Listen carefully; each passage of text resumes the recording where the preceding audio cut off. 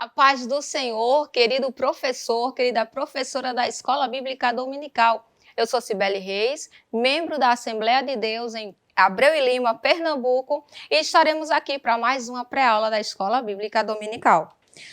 Hoje, trabalhando com a classe de adolescentes, com a faixa etária de 13 e 14 anos, com o tema central, a história do povo escolhido, nós estaremos abordando a lição de número 7, que tem por título o estabelecimento da monarquia. Hoje vamos falar do período de transição, quando Israel deixa de ser governado por juízes e agora passa a ser governado por um rei. Vamos lá?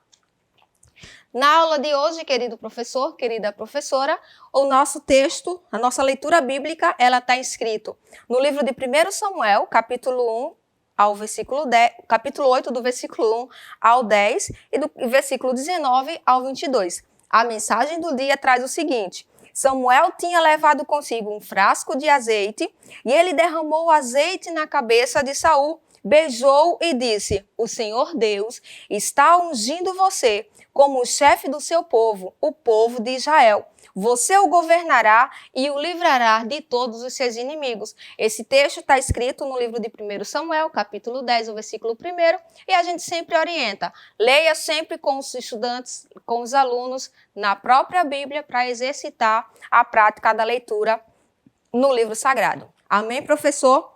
Queridos, para a aula de hoje, nós trouxemos uma dinâmica para fazer a introdução da nossa aula, a introdução da nossa atividade, tá? Uma vez que os objetivos eles tratam de refletir sobre o uso do livre-arbítrio e suas consequências, ensinar quem foi Saul e como ele se tornou o primeiro rei.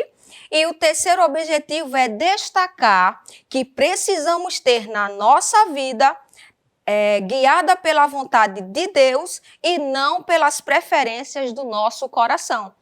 Pegando uma parte aí desses objetivos que vamos discorrer ao longo de toda a aula de hoje, nós trouxemos uma dinâmica para a introdução da nossa aula de hoje, tá bom?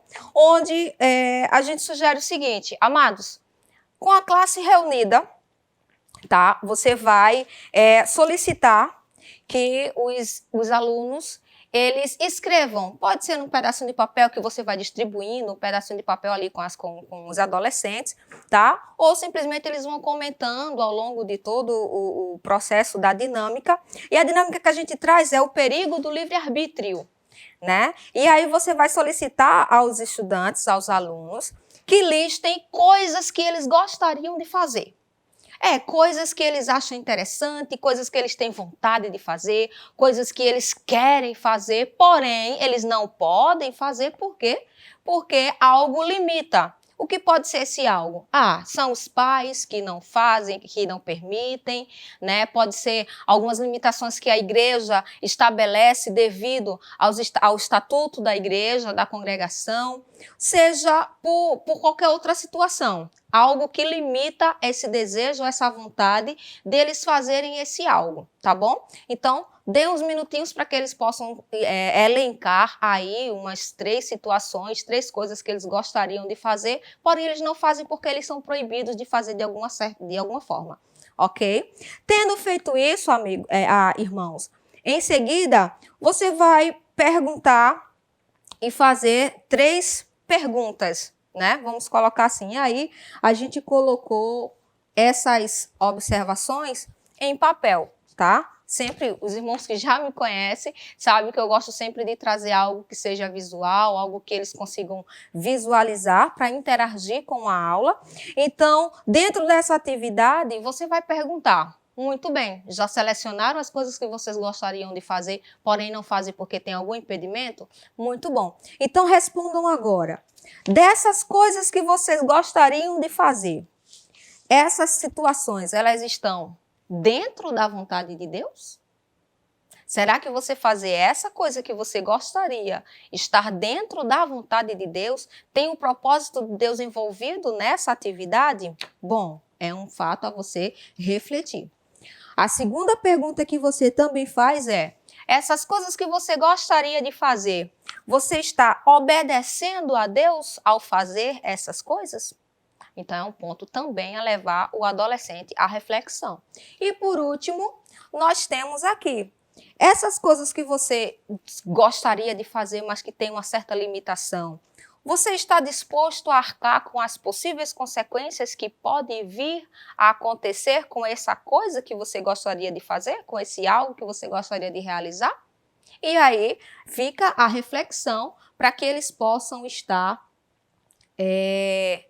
trabalhando e refletindo, né, ao longo de toda a aula, das coisas que eles elencaram para fazer. Quais delas está dentro da vontade de Deus? Quais delas eles estão obedecendo a Deus enquanto executam? E estão dispostos a arcar com as consequências que essa atitude ou esse fazer pode vir a gerar. Estão dispostos a arcar com as consequências? Então aí você vai dar um tempo para que eles possam discutir, que eles possam refletir, que eles possam argumentar, né, e trazer as suas respostas e, de fato, eles refletirem se os 3 pontos que foram levantados aqui, com esses desejos, essas vontades que eles gostariam de fazer, essas práticas que eles queriam executar, estão dentro da vontade de Deus. E aí você determina um tempo para que eles possam comentar sobre as suas respostas, tá certo? E aí em seguida você fala que é importante que o objetivo dessa dinâmica é você mostrar para eles que é importante que os nossos desejos, as nossas vontades, as nossas petições, elas estejam sempre dentro da vontade de Deus. Por quê? A desobediência, né, o se afastar da vontade de Deus, traz consigo grandes consequências. Amém? E a partir daí você já vai introduzindo o primeiro ponto da lição, que vai tratar aí de toda a questão do clamor de Israel por querer se levantar ou ser governado por um rei. Tá bom, professor? Então, tendo feito isso, para esse primeiro momento da aula, para introduzirmos aqui a nosso primeiro momento de aula, e a gente já vem para os primeiros pontos da lição, tá certo? Onde fala o pedido do povo, que é justamente o que a gente trouxe na dinâmica, né? Na parte introdutória. O que é que o povo estava pedindo a Deus? Até então a gente viu nas aulas anteriores que o povo era governado por juízes, onde Deus levantava homens e mulheres sábias, né? Que obedeciam a sua palavra para livrar o povo das mãos dos inimigos, né, que se levantavam em cada época. E aí o povo de Israel, eles olhavam as vizinhanças, olhavam outros povos e diziam, ó, eles têm um rei e nós não temos, por que a gente não tem? E aí começou a levantar esse desejo do povo de Israel por querer ser governado também por um rei. Né? E foram até Samuel se queixar e falar e reclamar. E aí Samuel ele fica entristecido, porque ele de uma certa forma rejeitado, né, ali o seu governo pelo povo. Só que aí quando Samuel vai consultar a Deus, Deus diz com as minhas palavras, né, Samuel, não se desespere, não fique afligido, porque antes deles rejeitarem a você, eles rejeitaram primeiro a mim. Né? E isso é uma coisa que eu trouxe para a gente comentar aqui um pouquinho, que é justamente isso, o pedido do povo. O que é que o povo estava pedindo?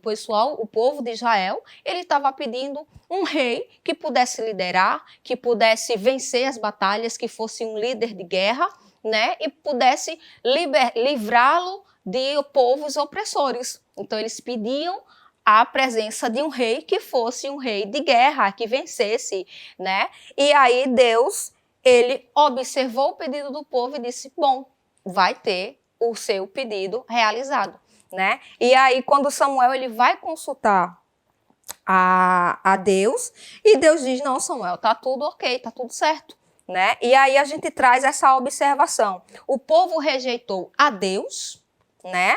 Com o seu pedido, o povo rejeita a Deus como seu governador e também desprezou os avisos de Deus, né? Que seriam, no caso, as consequências. Quais seriam? As consequências de um rei estar administrando agora as atividades do povo de Israel, né? E ali a gente começa a identificar toda uma listagem que Deus ele apresenta para Samuel, para que Samuel ele diga ao povo, ó, a partir sendo liderado por um rei, Israel ele vai estar submisso às condições que o rei ele vai estabelecer, não é isso? Então, essas questões, Deus já disse, não, o povo rejeitou não só a você, Samuel, mas também rejeitou a mim. Mas o povo estava pedindo um rei, Deus deu um rei.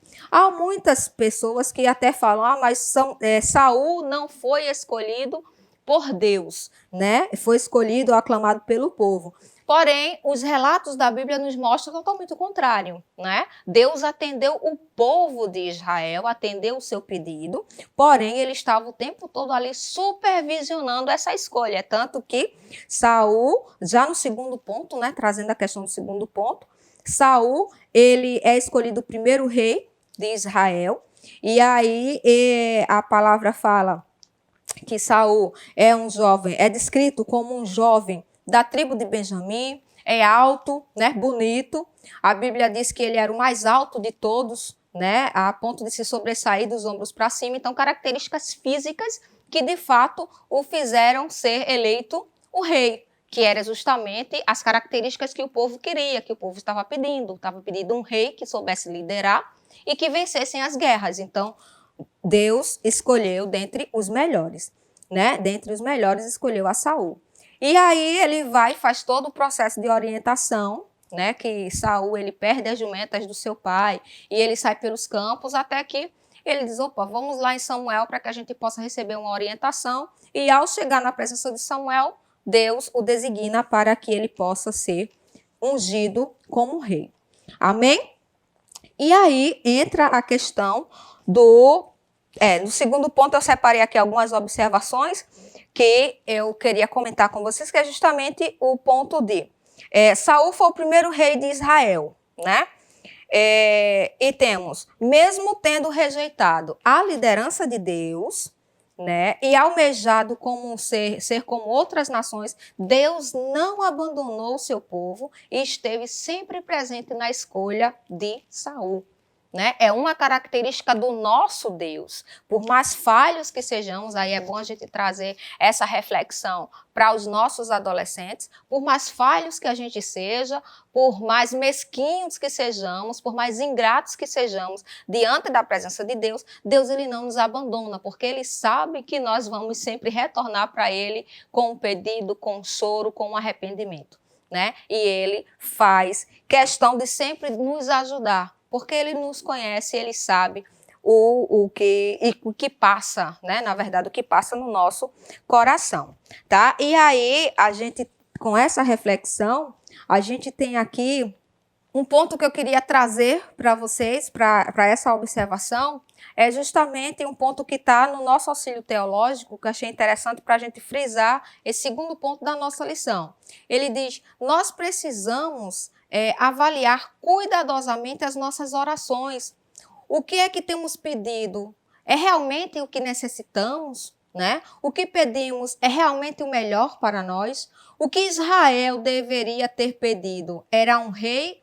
O que Israel deveria ter pedido era um rei que tivesse um relacionamento íntimo com Deus, né? Um rei que responderia positivamente a Deus e que conservaria Israel na santa presença do Senhor. Né? Esse era o pedido que Israel poderia ter feito, já que eles queriam ser governados por um rei. Mas a gente viu que o pedido de Israel foi bem específico, né? Era um rei que liderasse e que ganhasse, que vencesse batalhas. E Deus concedeu exatamente. E o ponto que eu queria trazer para a gente é justamente esse. Nós precisamos avaliar cuidadosamente as nossas orações, porque aí é onde entra aquele versículo, né, de Mateus, o capítulo 7, o versículo 7, quando Jesus ele está lá no monte e traz todo o sermão, e no capítulo 7 e o versículo 7 de Mateus, ele diz, pedi e dar-se-vos-á, buscai e encontrareis, batei e abre-se-vos-á. Então, exatamente o que a gente pede é exatamente o que Deus ele nos concede. Então, que sejamos sábios, tenhamos sabedoria, conhecimento e discernimento para saber exatamente o que é que a gente vai estar pedindo. Né? Então, essa observação para a gente finalizar o ponto 2. No ponto 3, por sua vez, dar-se de fato o início da monarquia, que é quando Saul ele assume o reinado, né? Ele foi ungido rei. Aí a gente destacou alguns pontos aqui, que ele diz, o terceiro ponto, o início da monarquia em Israel. E aí a gente tem, ao ser ungido rei, Saul ele é transformado em uma nova pessoa, porque faz parte do processo de Deus, né? À medida que ele escolhe Saul, ele elege Saul para ser o representante do povo, como o povo pedia, ele transforma o coração de Saul, uma vez que ele era um pouquinho, uma pessoa meio rígida, né? E aí também temos um reinado de muitas vitórias, e temos também um rei desobediente e as suas consequências, né? Que é justamente onde passa pelo processo ali, onde Saul, ele teria que esperar a Samuel para que primeiro oferecesse o sacrifício, para que Samuel ele pudesse fazer ali todas as orações, né, para Deus. E Saul, por se apressar, pela pressão do povo, ele passa na frente de Samuel, fazendo até uma função que não era dele, né? Era a função estritamente do sacerdote, e Saul, ele se precipita, passa na frente, oferece sacrifício, e é quando vem a passagem, né? Quando Samuel chega fazendo toda a repreensão para Saul, ele diz, era melhor você obedecer do que oferecer sacrifício, né? E essas questões do terceiro tópico. E uma pontuação também que a gente trouxe os ideais terrenos nunca se sobrepõem aos de Deus, né? Então, que a gente possa estar sempre dentro da vontade de Deus. A palavra-chave para esse contexto todo aqui é obediência. Né? Não adianta a gente querer fazer, sacrificar, operar maravilhas e ser desobediente. Então, nosso adolescente ele já tem que começar a ser instruído ou ser enfatizado um pouco mais essa questão da obediência. Uma vez que nós obedecemos a Deus, nós sabemos nos posicionar em todas as esferas da nossa vida. Né? É melhor nós sermos obedientes a Deus do que a gente ser desobediente e fracassarmos nas outras esferas da nossa vida. Amém? E aí, para a conclusão da nossa aula, irmãos, para finalizarmos, nós trouxemos aqui uns versículos onde você vai montar com a sua classe, com o seu adolescente. Vocês vão estar com os seus adolescentes e vai fazer o seguinte, vai distribuir aqui, a gente colocou alguns versículos, né, algumas referências que foram citadas ao longo da nossa lição, e os adolescentes eles podem estar dispostos em grupo, tá bom? E eles vão estar montando os versículos de acordo com a ordem dos seus acontecimentos, tá bom? E assim eles vão fazer toda a recapitulação da aula que foi vista hoje na nossa Escola Bíblica Dominical. Amém, irmãos? Então, espero ter ajudado um pouco aos irmãos nesse momento, nessa pré-aula. Que Deus ajude, que Deus abençoe e estaremos juntos para mais um EBD. E não esqueça de curtir a nossa página, segue nas nossas redes sociais, EADALP Oficial, né? E ativa o sininho para receber sempre uma nova notificação. Amém? Que Deus abençoe, irmãos. Que o conhecimento é capaz de mudar a vida de quem lê, a gente já sabe. E que livro você pode comprar em qualquer livraria. Mas nós transformamos 100% do nosso lucro em mudança de vidas, através da ação social, evangelismo e missões. Ao adquirir qualquer um de nossos produtos, seja presencial ou à distância, você está investindo em alguém. Na próxima vez que você for comprar livros ou artigos evangélicos, não vá em qualquer lugar. Vá na Livraria Arca Missionária. Uma nova história começa quando você compra aqui. Agora você pode fazer a sua contribuição através do Pix, uma operação rápida, segura e sem custos. Abra o aplicativo do seu banco, clique na opção Pix e em seguida vá na opção Transferência. Depois é só digitar a nossa chave Pix, que pode ser o nosso CNPJ 11 120 490 0001 86. Nosso e-mail contribua@eadalp.org.br ou nosso celular 81-98883-2755. Verifique se a contribuição é para a Igreja Evangélica Assembleia de Deus em Abreu e Lima, Pernambuco. Confirme a transferência e depois siga o procedimento do seu banco. Anote nossas chaves Pix para não esquecer. CNPJ 11 120 490 0001 86. E-mail contribua@iadalp.org.br. Celular 81-98883-2755. Você está contribuindo para o crescimento da obra de Deus.